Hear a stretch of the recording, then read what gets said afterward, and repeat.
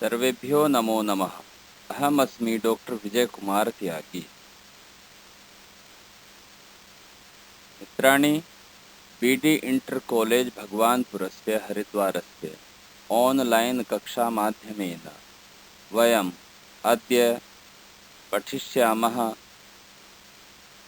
अभ्यासप्रश्नानाम् अन्तिम प्रश्नत्रयाणाम् उत्तराणि। आगच्छन्तु श्लोकानां सस्वरवाचनं करिष्यामः। शरीरायासजननं कर्म व्यायामसञ्जितं तत्कृत्वा तु सुखं देहं विमृत्नीयात् समन्ततः।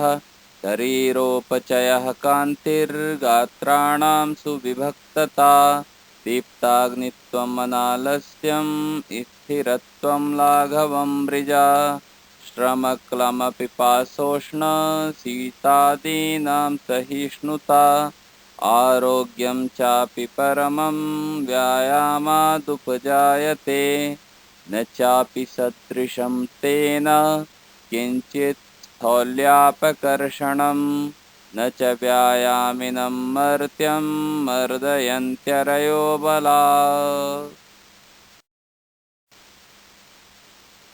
प्रिय विद्यार्थियों, कल हमने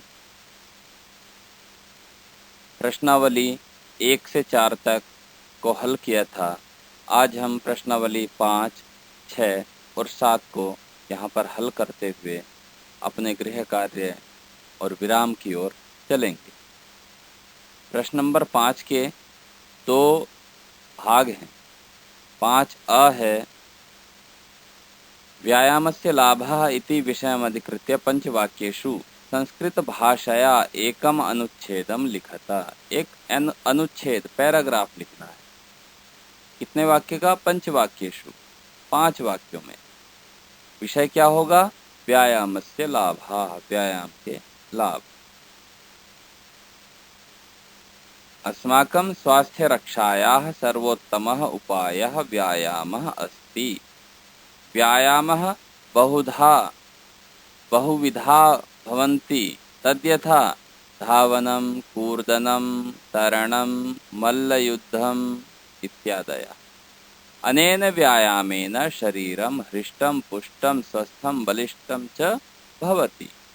अस्य शरीरस्य सर्वांगीणविकासाय व्यायामः आवश्यकः भवति। व्यायामेन शरीरम् एव आरोग्यं न लभते, अपितु मनः अपि प्रसन्नः भवति। यतः यथा बलं व्यायामः कर्तव्यः। प्रिय छात्राः, चलामः। पंचम प्रश्नः आ निर्देशानुसारम् उत्तरतः। निर्देश के अनुसार उत्तर दें। तत्कृत्वा तु सुखम देहम, यह एक वाक्य है। अत्र विशेषण पदम किम, यहाँ पर विशेषण पद क्या है ये आपको बताना। विशेषण और विशेष्य, जिसकी विशेषता बताई जाती है उसको विशेष्य कहते हैं। जिन शब्दों के द्वारा विशेषता बताई जाती है उनको विशेषण कहते हैं। अत्र सुखम इति विशेषण पदम। देह, शरीर कैसा? सुख। ख व्याधयो नोपसर्पन्ति वैनतेयम इवोरगाः। व्याधियां पास में नहीं आती हैं। वैनतेयम इव, वैनते के समान, और उरगा सांप के समान, गरुड़ और सांप के समान व्याधियां पास में नहीं आती। अस्मिन् वाक्ये क्रियापदम किम, यहाँ पर क्रिया क्या है? व्याधि संज्ञा है। वैनते और उरग ये भी संज्ञा है। न नकारात्मक है, लेकिन नोपसर्पंती में जो उपसर्पंती है यह वाक्य हमारा क्रियापद, पास में नहीं आते हैं। तो उपसर्पंती अत्र क्रियापदम। पुंभिरात्महितैषिभिः अत्र पुरुषैः इत्यर्थे किं पदं प्रयुक्तम्? अत्र पुरुषैः इत्यर्थे पुंभिः पदं प्रयुक्तम्। आइए घ प्रश्न देखते हैं। दीप्ताग्नित्वम् अनालस्यम स्थिरम लाघवम मृजा इति वाक्यात् गौरवम इति पदस्य विपरीतार्थकं पदं चित्वा लिखतः। गौरवम अत्यधिक इत्यस्य पदस्य विपरीतार्थकं पदं लाघवम लघु का भाव लाघव, गुरु का भाव गौरव। तो इसका विपरीत अर्थ बड़े का छोटा, रात का दिन। इस प्रकार से गौरवम लाघवम, गुरु लघु। प्रश्न देखते हैं। न चास्ति सदृशं तेन किंचित स्थौल्यापकर्षणम् अस्मिन् वाक्ये तेन इति सर्वनामपदम कस्मै प्रयुक्तम्। उसके सदृश कोई भी मोटापे को कम करने वाला साधन नहीं है। तो यह उसके किसके समान? व्यायाम के समान। तो तेन यहाँ व्यायामेन का सर्वनाम है। व्यायामेन शब्द की जगह तेन शब्द का प्रयोग किया गया। ये छात्रों चलते हैं प्रश्न संख्या की ओर। है प्रश्न संख्या की दो भाग में विभक्त है। अ में लिखा है निम्नलिखितानाम अव्ययानाम रिक्त स्थानेषु प्रयोगम कुरुत। अव्यय पद हैं सहसा, सहसा, अपि, सदृशम, सर्वदा, यदा, सदा, अन्य। नीले रंग के अक्षरों में इनका अर्थ भी लिख दिया गया है। सबसे पहले का में सदा का प्रयोग कर दिया गया है। का के उत्तर में रिक्त स्थान में, दो रिक्त स्थान में, पहले में यदा, दूसरे में सदा का प्रयोग कर दिया गया है। ऐसे ही गा में व्यायामेन असुंदरा रिक्त स्थान सुंदरा। व्यायामेन व्यायाम के द्वारा, असुंदरा सुंदर नहीं है। अभी भी जो सुंदर नहीं है वह भी सुंदरा बन सुंदर हो जाता है।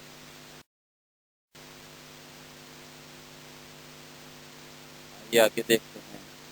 ख में सहता शब्द का प्रयोग कर दिया गया है। अंग में सदृशम अव्यय का प्रयोग कर दिया गया है तथा च में भी अन्यथा का प्रयोग कर दिया गया।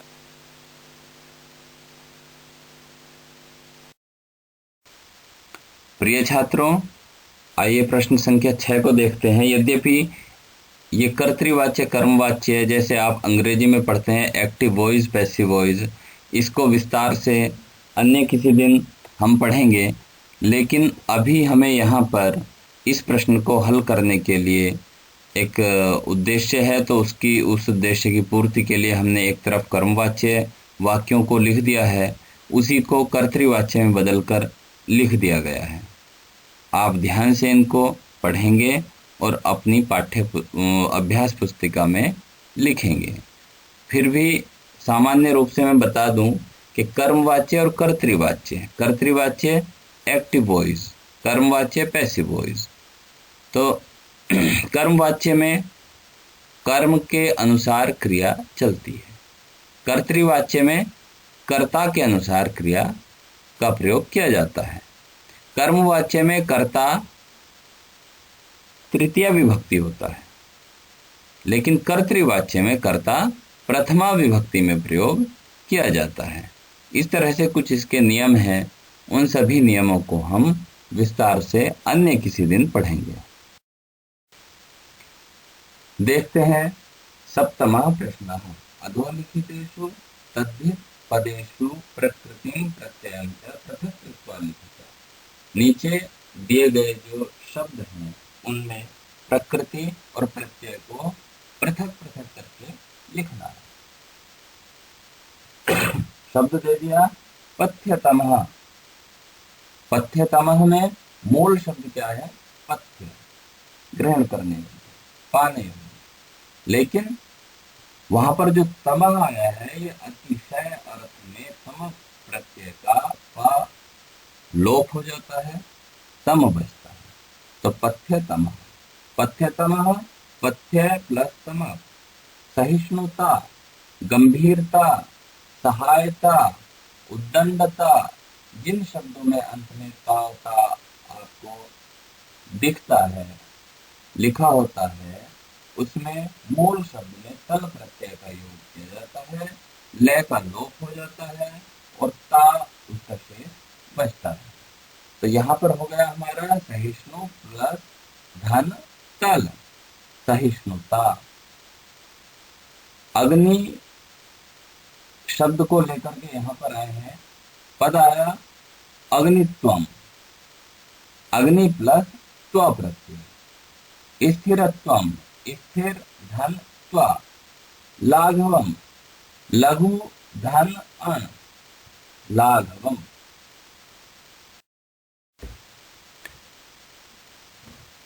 प्रिय छात्रों, हमने प्रश्न संख्या 7 में जो प्रश्नगत शब्द हैं उनके अतिरिक्त अन्य शब्दों का भी यहाँ पर उदाहरण के रूप में प्रयोग कर दिया है।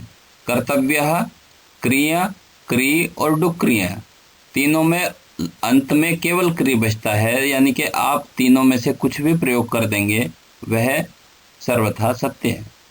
प्लस तव्यत, कर्तव्य, क्री, धन, तव्यत, भोजनम, भुज प्लस ल्युट, आस्थिता, आंग, आ इसका शेष बचता है, आंग उपसर्ग, स्था धातु, क्ता प्रत्यय, स्मृतः, स्मृ धातु, क्ता प्रत्यय, समीक्षा, सम उपसर्ग पूर्वक, ईक्ष धातु, लेप प्रत्यय, आक्रम्य, आंग उपसर्ग पूर्वक, क्रम धातु, लेप प्रत्यय, जननम, जन धातु, ल्युट प्रत्यय।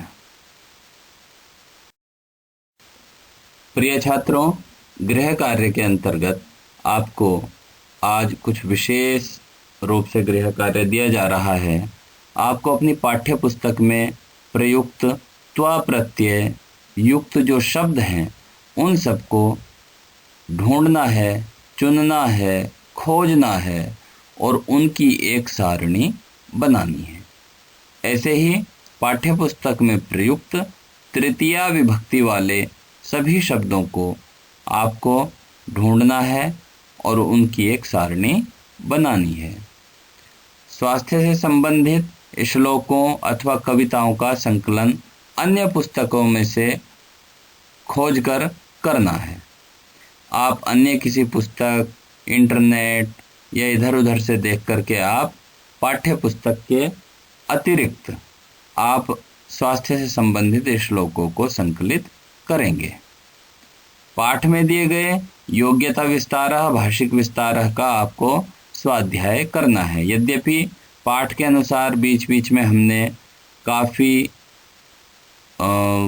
योग्यता विस्तारः, भाषिक विस्तारः को समझाने का प्रयास कर दिया है, लेकिन फिर भी आप उसका एक बार स्वाध्याय यानी कि सेल्फ स्टडी अवश्य रूप से करेंगे। अगर कुछ आपको समस्या उत्पन्न होती है तो आप उसका सामने उस समस्या को रखेंगे, हम उसका समाधान करने का प्रयास करेंगे।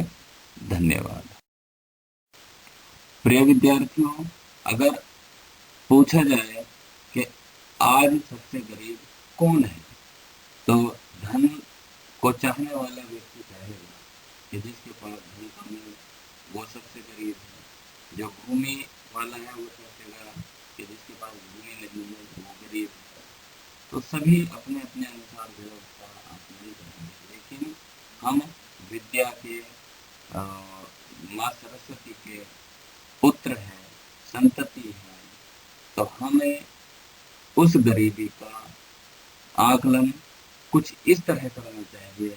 हमें समझना चाहिए कि सबसे गरीब वह है जिसके मुख में वाणी नहीं है, सबसे गरीब वह है जिसकी बुद्धि में नए नए शब्द बन करके वाणी के माध्यम से बाहर नहीं आते। सबसे गरीब वह है जो भाषा को नहीं जानता, और सबसे गरीब वह है जो अपनी भाषा का भी सही संज्ञान नहीं रखता, और सबसे धनाढ्य, सबसे संपन्न वह है जो अपनी भाषा, दूसरे की भाषा, तीसरे की भाषा जितनी ज्यादा हो सकती है विश्व में, उन सब भाषाओं को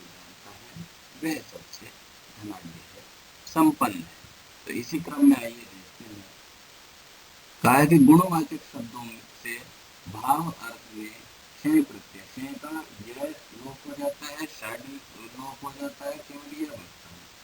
प्रत्यय लगाकर भाववाची पदों का निर्माण किया जाता है। शब्द के प्रथम स्वर में वृद्धि होती है और अंतिम का लोप होता है। शूरस्य भाव, शूरता का भाव। अगर इतने दो शब्दों वाले इस वाक्य को हम एक शब्द में कहना चाहें तो शूरस्य भावः शौर्यम्, सुंदरस्य भावः सौंदर्यम्, सुखस्य भावः सौख्यम्, विदुषः भावः वैदुष्यम्, मधुरस्य भावः माधुर्यम्, स्थूलस्य भावः स्थौल्यम्, अरोगस्य भावः आरोग्यम्, सहितस्य भावः साहित्यम्। इस प्रकार से जो अर्थ शूरस्य भाव देता है वही शौर्य का भी अर्थ होता है। अब ये शौर्यम, सौंदर्यम, सौख्यम, वैदुष्यम कैसे बना, इसके लिए हम मूल शब्द में क्षय प्रत्यय का प्रयोग करके इस शब्द को बना देते हैं। जैसे आप देख रहे हो, शूर धन क्षय, सुंदर धन क्षय, सुख धन क्षय, विदुष धन क्षय, मधुर धन क्षय, स्थूल धन क्षय, अरोग धन क्षय, सहित धन क्षय।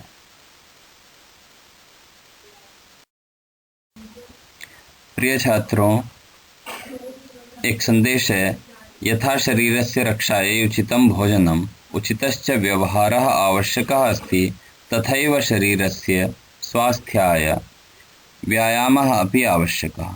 आप सभी लॉकडाउन की इस स्थिति से गुजर रहे हैं, इस अवधि से गुजर रहे हैं, बाहर आवागमन बहुत कम हो पा रहा है। अपने शरीर को स्वस्थ रखने के लिए आप नित्य प्रति व्यायाम करते रहें। धन्यवाद। इति।